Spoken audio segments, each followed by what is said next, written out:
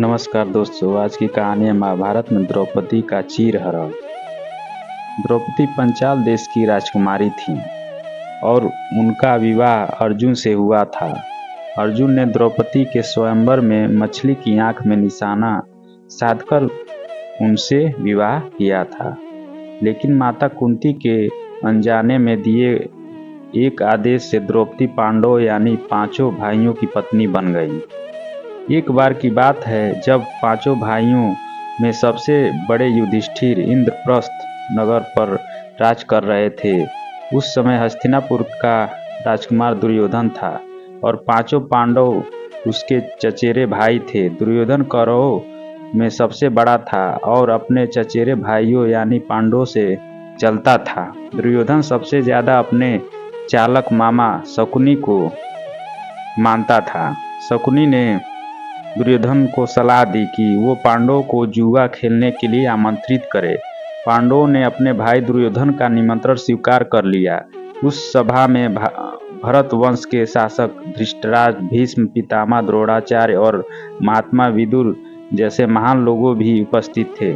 शकुनी मामा ने छल कपट से पांडवों को हराना शुरू किया। इस खेल में पांडव अपना राज्य हार गए। धर्मराज युधिष्ठिर ने स्वयं और अपने चारों भाइयों को भी दांव पर लगाया और हार गए। अंत में जब दांव पर लगाने के लिए उनके पास कुछ नहीं बचा तो उन्होंने अपनी पत्नी द्रौपदी को दांव पर लगा दिया। दुर्योधन तो जैसे ही इस पल का इंतजार कर रहा था, शकुनी मामा की मदद से उसने जुए में द्रौपदी को भी जीत लिया। द्रौपदी को जीतने के बाद दुर्योधन ने अपने भाई दुशासन को आदेश दिया। वो द्रौपदी को भरी सभा में बाल पकड़कर और घसीटते हुए लेकर आए। भाई से आज्ञा मिलते ही दुशासन द्रौपदी के कक्ष में गया और उसे सभा में चलने को कहा। रानी द्रौपदी बहुत ही स्वाभिमानी और पतिव्रता स्त्री थी, इसीलिए उन्होंने दुशासन के साथ चलने से मना कर दिया। दुशासन ने गुस्से में आकर द्रौपदी के बाल पकड़ लिए और उसे खींचते हुए भरी सभा में लाकर खड़ा कर दिया। दुर्योधन ने दुशासन को आज्ञा दी कि वो द्रौपदी को भरी सभा में निर्वस्त्र कर दे। दुशासन ने जैसे ही द्रौपदी के वस्त्र को हाथ लगाया, द्रौपदी ने कृष्ण को मदद के लिए पुकारा।